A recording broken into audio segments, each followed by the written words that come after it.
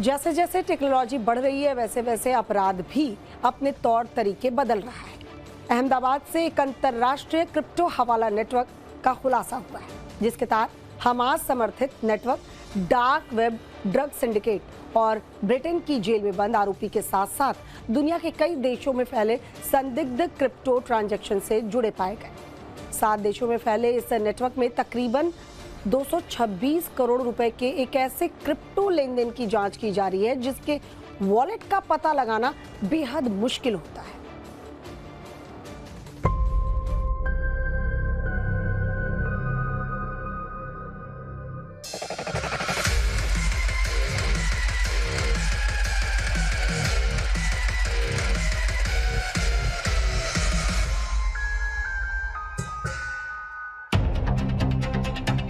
अहमदाबाद से चलने वाले एक अंतर्राष्ट्रीय क्रिप्टो हवाला नेटवर्क का पर्दाफाश हुआ है, जिसके तार हमास समर्थित network dark web drug syndicate और ब्रिटेन की जेल में बंद आरोपी के साथ साथ कई देशों में फैले संदिग्ध क्रिप्टो ट्रांजैक्शन से जुड़े पाए गए हैं। जांच एजेंसियों के मुताबिक ये नेटवर्क कम से कम 7 देशों तक फैला हुआ था और करीब 226 करोड़ रुपए के संदिग्ध क्रिप्टो लेन देन की जांच चल रही है। इस पूरे मामले में अब तक 9 आरोपियों को गिरफ्तार किया गया है। पुलिस का दावा है कि गिरोह डार्क वेब, ड्रग्स कारोबार, टेरर फाइनेंसिंग, हवाला चैनलों से आने वाली डर्टी क्रिप्टो को USDT में बदलकर नकदी में कन्वर्ट करता था और फिर विभिन्न देशों में सक्रिय नेटवर्क तक पहुंचाता था। अलग अलग देशों के जो अंतर्राष्ट्रीय आतंकी संगठन हैं, उनसे जुड़े हुए terror financing, dark web, drugs network और अदर जो इलीगल एक्टिविटीज़ है, जिसका जो डर्टी क्रिप्टो है, उस क्रिप्टो को USDT और उसके बाद में कैश में कन्वर्ट करके हवाले से अलग अलग देशों के आतंकी संगठन, ड्रग्स नेटवर्क और सभी सिंडिकेट को पहुंचाने का काम करने वाले एक गिरोह को गुजरात के साइबर सेंटर ऑफ एक्सीलेंस ने गिरफ्त में लिया है। इस केस की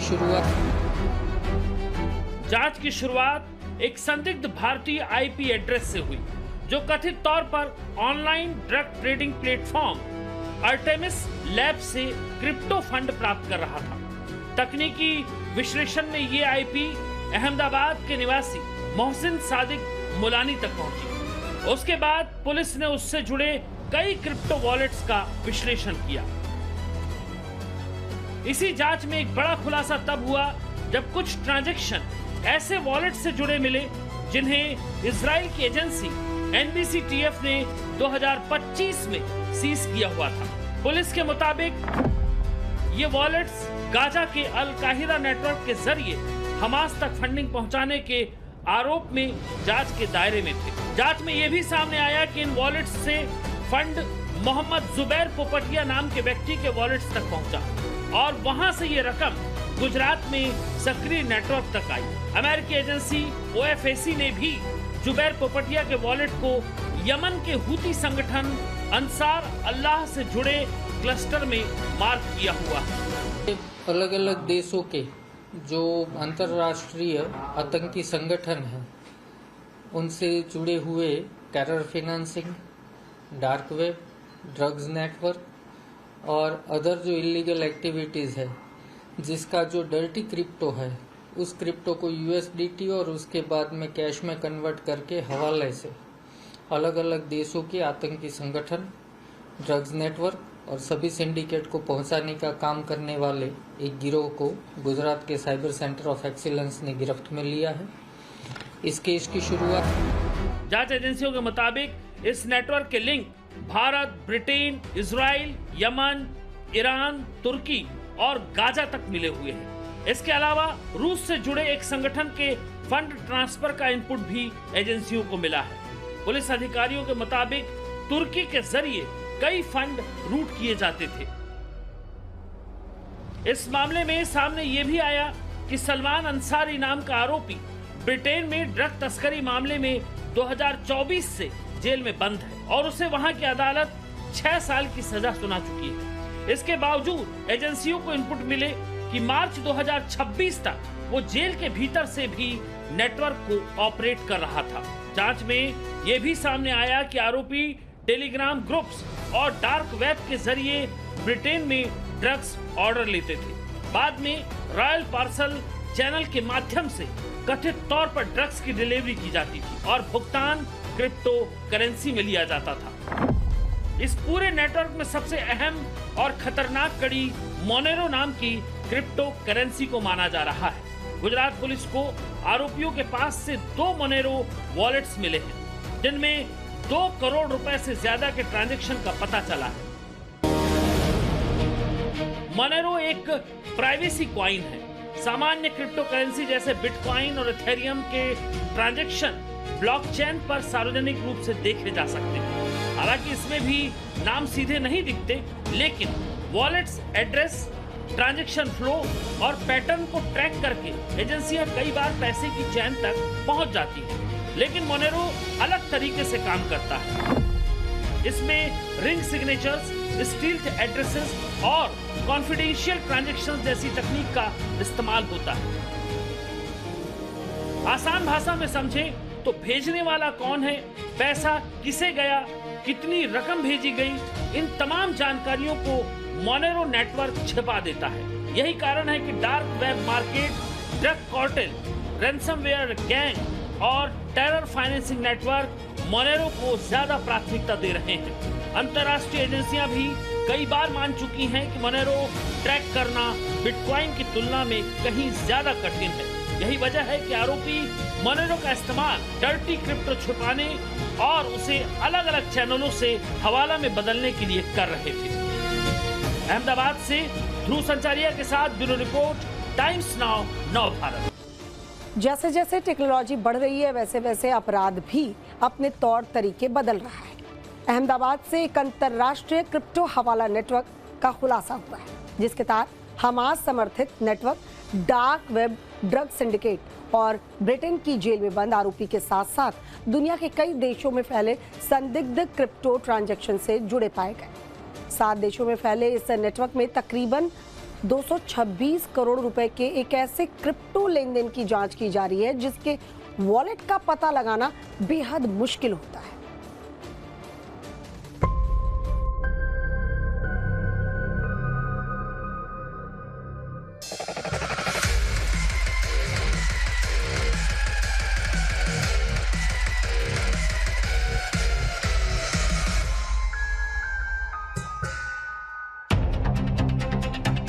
अहमदाबाद से चलने वाले एक अंतर्राष्ट्रीय क्रिप्टो हवाला नेटवर्क का पर्दाफाश हुआ है, जिसके तार हमास समर्थित network dark web drug syndicate और ब्रिटेन की जेल में बंद आरोपी के साथ साथ कई देशों में फैले संदिग्ध क्रिप्टो ट्रांजैक्शन से जुड़े पाए गए हैं।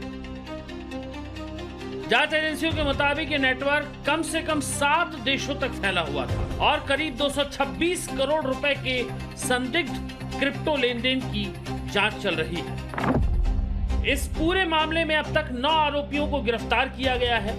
पुलिस का दावा है कि गिरोह डार्क वेब, ड्रग्स कारोबार, टेरर फाइनेंसिंग, हवाला चैनलों से आने वाली डर्टी क्रिप्टो को USDT में बदलकर नकदी में कन्वर्ट करता था और फिर विभिन्न देशों में सक्रिय नेटवर्क तक पहुंचाता था।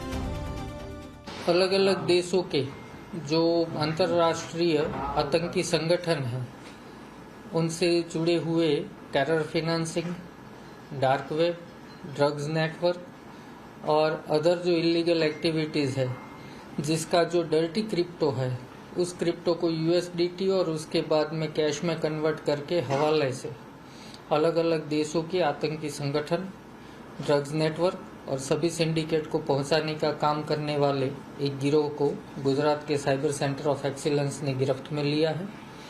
इस केस की जांच की शुरुआत एक संदिग्ध भारतीय IP एड्रेस से हुई, जो कथित तौर पर online drug trading platform Artemis lab से क्रिप्टो फंड प्राप्त कर रहा था। तकनीकी विश्लेषण में ये IP अहमदाबाद के निवासी मोहसिन सादिक मुलानी तक पहुंची। उसके बाद पुलिस ने उससे जुड़े कई क्रिप्टो वॉलेट्स का विश्लेषण किया। इसी जांच में एक बड़ा खुलासा तब हुआ जब कुछ ट्रांजैक्शन ऐसे वॉलेट से जुड़े मिले जिन्हें इजराइल की एजेंसी NBCTF ने 2025 में सीज किया हुआ था। पुलिस के मुताबिक ये वॉलेट्स गाजा के अल काहिदा नेटवर्क के जरिए हमास तक फंडिंग पहुंचाने के आरोप में जांच के दायरे में थे। जांच में यह भी सामने आया कि इन वॉलेट्स से फंड मोहम्मद जुबैर पोपटिया नाम के व्यक्ति के वॉलेट्स तक पहुंचा और वहां से ये रकम गुजरात में सक्रिय नेटवर्क तक आई। अमेरिकी एजेंसी OFAC ने भी जुबैर पोपटिया के वॉलेट को यमन के हुती संगठन अंसार अल्लाह से जुड़े क्लस्टर में मार्क किया हुआ है। अलग अलग देशों के जो अंतर्राष्ट्रीय आतंकी संगठन हैं उनसे जुड़े हुए terror financing, dark web, drugs network और अदर जो इलीगल एक्टिविटीज़ है, जिसका जो डर्टी क्रिप्टो है उस क्रिप्टो को USDT और उसके बाद में कैश में कन्वर्ट करके हवाले से अलग अलग देशों के आतंकी संगठन, ड्रग्स नेटवर्क और सभी सिंडिकेट को पहुंचाने का काम करने वाले एक गिरोह को गुजरात के साइबर सेंटर ऑफ एक्सीलेंस ने गिरफ्त में लिया है। इस केस की शुरुआत जांच एजेंसियों के मुताबिक इस नेटवर्क के link Bharat, Britain, Israel, Yemen, Iran, Turkey और गाजा तक मिले हुए हैं। इसके अलावा रूस से जुड़े एक संगठन के फंड ट्रांसफर का इनपुट भी एजेंसियों को मिला है। पुलिस अधिकारियों के मुताबिक तुर्की के जरिए कई फंड रूट किए जाते थे।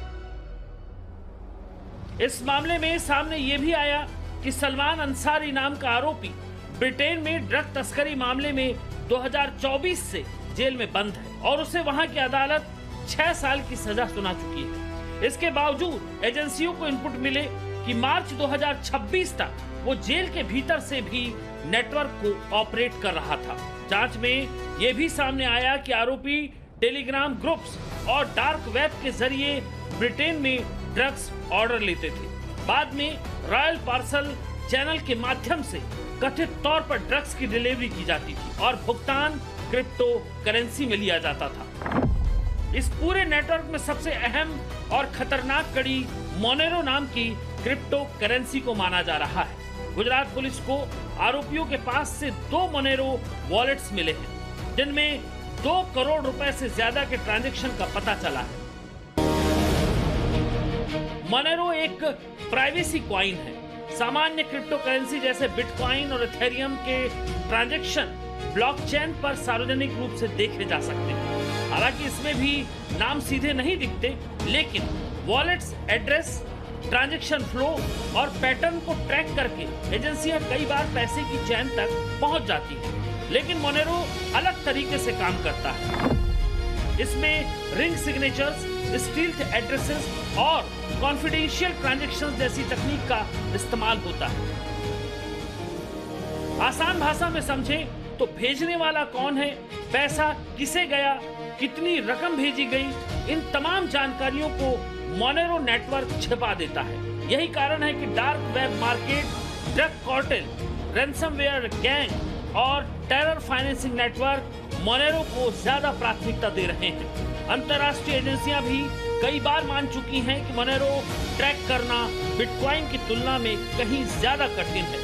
यही वजह है कि आरोपी मोनेरो का इस्तेमाल डर्टी क्रिप्टो छुपाने और उसे अलग अलग चैनलों से हवाला में बदलने के लिए कर रहे थे। अहमदाबाद से ध्रुव संचारिया के साथ ब्यूरो रिपोर्ट, टाइम्स नाउ, नव भारत।